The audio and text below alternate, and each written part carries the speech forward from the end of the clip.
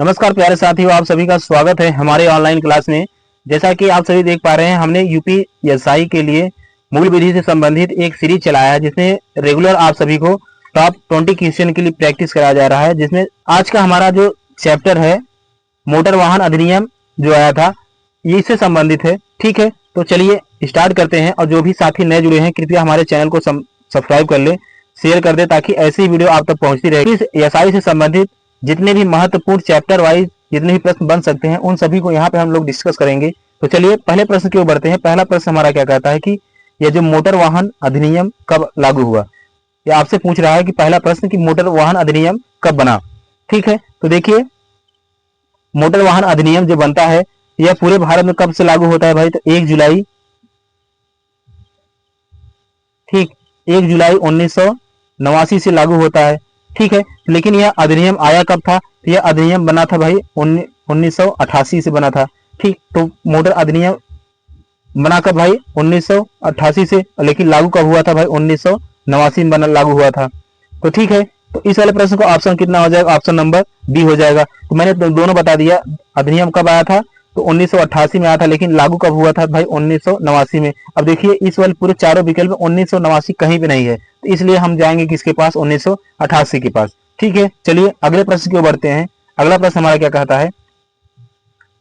अगला प्रश्न देखिए, लिखा है कि मोटर वाहन संशोधन अधिनियम कब पारित हुआ, यानी कि जो मोटर वाहन संशोधन अधिनियम आया था यह कब पारित हुआ। ठीक है, देखिए मोटर वाहन अधिनियम कब पारित हुआ, तो पहला ऑप्शन क्या भाई 2017, दूसरा ऑप्शन क्या है 2018 और तीसरा ऑप्शन क्या है 2019 और चौथा ऑप्शन 2021। तो देखिए यह जो मोटर वाहन संशोधन अधिनियम आया था तो यह कब आया था भाई 2019 को आया था। ठीक है, तो प्रश्न संख्या 2 का उत्तर कितना हो जाएगा, ऑप्शन नंबर सी हो जाएगा। अगले प्रश्न की ओर बढ़ते हैं। अगला प्रश्न हमारा क्या कहता है, प्रश्न संख्या 3 की ओर देखते हैं कि समांतर वाहन चलाने की न्यूनतम आयु कितनी है। यह सभी एग्जाम में काफी बार पूछे जाने वाले प्रश्न है कि समांतर वाहन चलाने की न्यूनतम आयु कितनी है भाई। तो पहला ऑप्शन है कितना भाई 16 वर्ष, दूसरा 18 वर्ष, तीसरा 20 वर्ष और चौथा कितना 21 वर्ष। देखिए समांतर जो वाहन चलाने की न्यूनतम आयु कितनी है भाई, वह है कितना भाई 18 वर्ष है। ठीक है, चलिए और आगे देखते हैं। देखिए यह प्रश्न बहुत ज्यादा इंपॉर्टेंट है, क्यों, क्योंकि यह कई बार एग्जाम में पूछा गया है। जैसे परिवहन वाहन चलाने की न्यूनतम आयु कितनी है, आपसे पूछ रहा वाहनों को चलाने के लिए न्यूनतम आयु कितनी है। पहला ऑप्शन क्या है 18 वर्ष, दूसरा ऑप्शन कितना भाई 19 वर्ष, तीसरा ऑप्शन 20 वर्ष और चौथा ऑप्शन कितना है भाई 21 वर्ष। तो देखिए जो परिवहन जैसे वाहनों को चलाने के लिए न्यूनतम आयु कितनी होनी चाहिए, 21 वर्ष होनी चाहिए। ठीक है, समांतर कितना होना चाहिए 18 वर्ष, लेकिन जब परिवहन जैसे वाहनों को चलाने की जो सुविधा है वह कितना न्यूनतम आयु होनी चाहिए, 21 वर्ष होनी चाहिए। ठीक है, चलिए और आगे देखते हैं। अब देखिए अगला प्रश्न है हमारे पास, नाबालिग द्वारा वाहन चलाने पर अधिकतम जुर्माना कितना लगता है। यानी कि कोई भी अगर नाबालिग है अगर वाहन चला रहा है तो वह उसके ऊपर कितना अधिकतम जुर्माना लगेगा। तो देखिए अधिकतम जुर्माना जो होता है वह कितना होता है, वह 3 साल और प्लस क्या होता है 3 साल और या फिर कितना होता है भाई 25,000 रुपए जुर्माना लगता है। ठीक है, तो इस वाले प्रश्न का ऑप्शन कितना हो जाएगा, ऑप्शन नंबर डी हो जाएगा। ठीक, यह सभी ऐसे फैक्ट बाई फैक्ट आपसे एग्जाम में पूछ लिया जाता है कि नाबालिग द्वारा अगर वाहन चलाया जा रहा है तो अधिकतम जुर्माना कितना लगाया जाता है। तो कितना जुर्माना लगाया जाता है, 25,000 लगाया जाता है। ठीक है, चलिए और आगे देखते हैं। अगला प्रश्न हमारा क्या कहता है कि बिना ड्राइविंग लाइसेंस वाहन चलाने पर अधिकतम दंड क्या है। यानी कि अगर आप बिना आपके पास डीएल यानी ड्राइविंग लाइसेंस नहीं है तो आपके ऊपर कितना अधिकतम दंड लगेगा। ठीक है, तो देखिए पहला ऑप्शन क्या है भाई 2,000, दूसरा ऑप्शन क्या है 5,000, तीसरा ऑप्शन है 10,000 और चौथा ऑप्शन है क्या है भाई 15,000। तो देखिए जो बिना अगर आप ड्राइविंग लाइसेंस से गाड़ी चला रहे हैं, मोटर वाहन चला रहे हैं, तो आपके ऊपर अधिकतम कितना जुर्माना लगेगा भाई 10,000 जुर्माना लगेगा। ठीक है, तो चलिए और आगे बढ़ते हैं। प्रश्न संख्या 7 की ओर बढ़ते हैं। प्रश्न संख्या 7 हमारा क्या कहता है कि अगर आप नशे की हालत में वाहन चलाने पर जो प्रावधान किस धारा में है, यानी कि नशे से आप गाड़ी चला रहे हैं तो इसका प्रावधान किस धारा में है। अगर आप गाड़ी चला रहे हैं तो इसका प्रावधान किस धारा में है? तो पहला ऑप्शन है क्या भाई धारा 130, दूसरा ऑप्शन है धारा 134, तीसरा ऑप्शन क्या भाई धारा 185 और चौथा ऑप्शन धारा क्या है 200। तो बताइए इसमें कौन सा हो जाएगा? तो देखिए अगर आप नशे की हालत में गाड़ी चला रहे हैं तो इसके लिए दंड का प्रावधान धारा किस में किया गया है? धारा 185 में किया गया है। ठीक है, तो सातवें वाले प्रश्न का ऑप्शन कितना हो जाएगा? ऑप्शन नंबर सी हो जाएगा। और आगे बढ़ते हैं 8 नंबर प्रश्न की ओर देखते हैं कि अगर आप नशे की हालत में वाहन चलाने पर आपको न्यूनतम जुर्माना कितना लगेगा? कि अगर आप नशे की हालत में वाहन चला रहे हैं तो न्यूनतम जुर्माना कितना लगेगा भाई? वह लगेगा कितना भाई? तो वह जुर्माना होगा कितना भाई? 10,000 रुपए होगा। ठीक है, या अगर आप नशे की हालत में कोई भी गाड़ी वाहन चला रहे हैं तो आपके ऊपर कितना जुर्माना लगेगा? 10,000 जुर्माना लगेगा। चलिए अगले प्रश्न की ओर बढ़ते हैं। अगला प्रश्न हमारा क्या कहता है? प्रश्न संख्या 9 की ओर देखते हैं। प्रश्न संख्या 9 हमारा क्या कहता है कि प्रश्न संख्या 9 की ओर बढ़ते हैं। प्रश्न संख्या 9 हमारा क्या कहता है कि बिना बीमा वाहन चलाने पर जुर्माना कितना है? यानी कि आपका बीमा नहीं हुआ तो आप क्या कर सकते हैं? वाहन चलाते हैं तो आपके ऊपर जुर्माना कितना लगेगा? तो इसके लिए जुर्माना कितना है भाई? तो पहला ऑप्शन क्या है भाई 2,000, दूसरा ऑप्शन है 4,000 और तीसरा ऑप्शन क्या है 5,000 और चौथा ऑप्शन कितना भाई 10,000। तो इसके लिए जो जुर्माना रखा गया है कितना भाई? 5,000 का जुर्माना रखा गया है। ठीक है, तो प्रश्न संख्या 9 का उत्तर कितना हो जाएगा? ऑप्शन नंबर सी हो जाएगा 5,000। और आगे देखते हैं प्रश्न संख्या 10 की ओर बढ़ते हैं कि बिना सीट बेल्ट 4 पहिया वाहन चलाने पर आपको कितना दंड देना होगा? ठीक, तो कितना दंड लगेगा? तो देखिए पहला ऑप्शन है 500, दूसरा ऑप्शन कितना भाई 1,000 और तीसरा ऑप्शन क्या भाई 1,500 और चौथा ऑप्शन क्या भाई 2,000। तो देखिए जो इसका प्रावधान किया गया है, अगर आप बिना सीट बेल्ट के 4 पहिया वाहन चला रहे हैं तो आपके लिए जुर्माना कितना है भाई? 1,000 रुपए का जुर्माना रखा गया है। यह सभी अधिनियम मोटर वाहन अधिनियम जो 1988 में आया था उसमें यह प्रावधान है। चलिए और आगे देखते हैं। अगला है कि आप बिना हेलमेट 2 पहिया वाहन चला रहे हैं तो आपके ऊपर कितना जुर्माना लगेगा? प्रश्न संख्या 11 में यह कह रहा है कि अगर आप 2 पहिया वाहन चला रहे हैं बिना हेलमेट के तो आपके ऊपर जुर्माना चार्ज कितना लगेगा भाई? तो आपके ऊपर भी इसमें कितना जुर्माना है? तो भाई 1,000 का जुर्माना रखा गया है। ठीक है, चलिए और आगे बढ़ते हैं। प्रश्न संख्या 12 की ओर देखते हैं। प्रश्न संख्या 12 हमारा क्या कहता है कि रेड लाइटें तोड़ने पर आपको कितना जुर्माना लगेगा? अगर आप रेड लाइट तोड़ रहे हैं तो आपके ऊपर जुर्माना कितना लगेगा? तो पहला ऑप्शन है 500, दूसरा 1,000, तीसरा क्या है 2,000 से 5,000 और चौथा ऑप्शन क्या है भाई 10,000।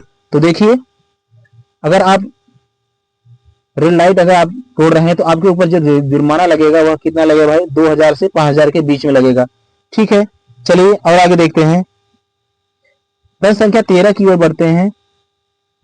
प्रश्न संख्या 13 हमारा क्या कहता है कि ओवर स्पीडिंग पर जुर्माना कितना है? यानी कि आप ओवर स्पीडिंग ज्यादा कर रहे हैं तो आपके ऊपर जुर्माना कितना है? तो देखिए जैसे पहला ऑप्शन क्या भाई 500 और दूसरा ऑप्शन क्या भाई 1,000 से 2,000 और तीसरा ऑप्शन क्या भाई 5,000 और चौथा ऑप्शन कितना भाई 10,000। तो देखिए जो ओवर स्पीडिंग है इसके लिए जुर्माना जो कितना है भाई तो वह है 1,000 से 2,000 के बीच में है। यह सभी फैक्ट ही आपसे एग्जाम में पूछ लिया जाता है, इसलिए हम सभी फैक्टों को एक ही वीडियो में देख ले रहे हैं। चलिए अगले प्रश्न की ओर बढ़ते हैं। अगला प्रश्न हमारा क्या कहता है? अब देखिए अगला प्रश्न हमारे पास क्या है कि ओवरलोडिंग पर प्रति टन जुर्माना कितना है? यानी कि अगर आप ओवरलोडिंग गाड़ी पे ज्यादा लोड ले रख रहे हैं तो आपके ऊपर कितना जुर्माना लगेगा? तो प्रति टन आपसे पूछा है, तो प्रति टन जो होता है कितना लगेगा आपसे भाई? तो 2,000 रुपए जो है प्रति टन के ऊपर आप जितना भी टन एक्स्ट्रा अगर ओवरलोड कर रहे हैं तो 2,000 प्रति टन के हिसाब से आपके ऊपर जुर्माना गिरेगा।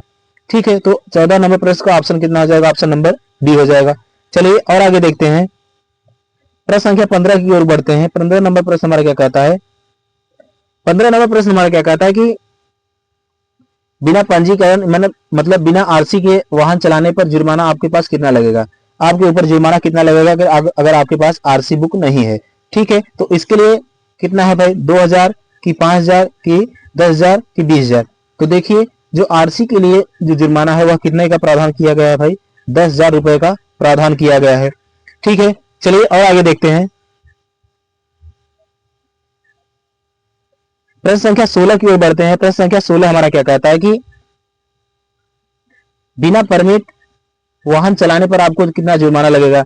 कि आपके वाहन का परमिट नहीं है, आप वाहन चला रहे हैं, तो कितना आपके पास जुर्माना लगेगा। पहला ऑप्शन कितना है भाई 5,000, दूसरा ऑप्शन 10,000, तीसरा ऑप्शन है 15,000 और चौथा ऑप्शन कितना भाई 20,000। तो देखिए इसके लिए जो प्रावधान किया गया है तो कितना किया गया भाई 20,000 रुपए का प्रावधान किया गया है। ठीक है, चलिए और आगे देखते हैं, अगले प्रश्न की ओर बढ़ते हैं।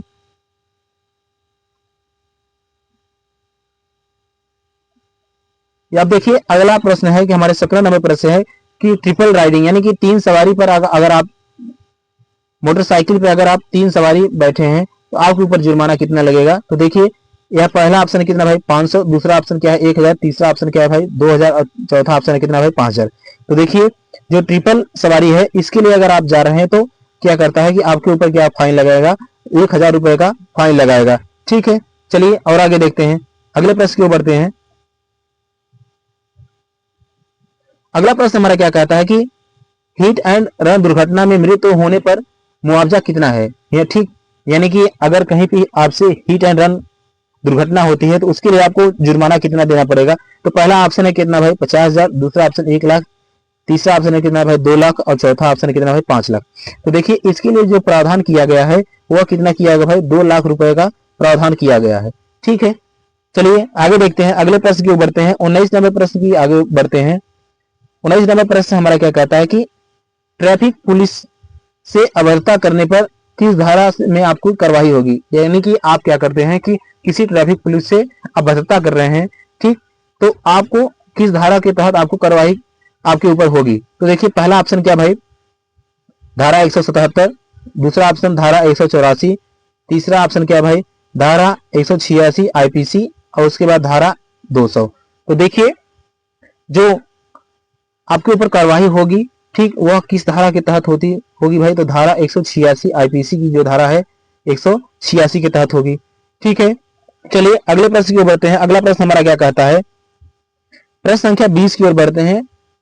प्रश्न संख्या 20 हमारा क्या कहता है कि मोटर वाहन अधिनियम किस मंत्रालय के अंतर्गत आता है। यह एग्जाम में कई बार पूछ चुका है आपसे, इसलिए हमने इसको यहाँ पे मेंशन किया है लास्ट में कि जो मोटर वाहन अधिनियम है किस मंत्रालय के अंतर्गत आता है। तो पहला ऑप्शन है क्या भाई, पहला ऑप्शन है क्या भाई गृह मंत्रालय, दूसरा ऑप्शन है क्या भाई सड़क परिवहन और राज्य मंत्रालय और तीसरा ऑप्शन है भाई वित्त मंत्रालय और चौथा ऑप्शन है क्या भाई ग्रामीण विकास मंत्रालय। तो देखिए यह जो मोटर वाहन अधिनियम है वह किस मंत्रालय के अंतर्गत आता है। तो यह आता है भाई सड़क परिवहन और राज्य मार्ग मंत्रालय के अंतर्गत आता है।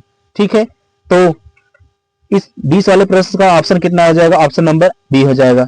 तो चलिए अब हमारा क्लास यहीं पे समाप्त होता है और क्लास कैसा लगा आप सब कमेंट बॉक्स में बताइए और जो भी साथी नए जुड़े हैं कृपया हमारे चैनल को सब्सक्राइब कर लें और शेयर भी कर दें ताकि ऐसे ही वीडियो आप तक पहुंचती रहेगी। तो चलिए मिलते हैं नेक्स्ट वीडियो में, तब तक के लिए जय हिंद जय भारत।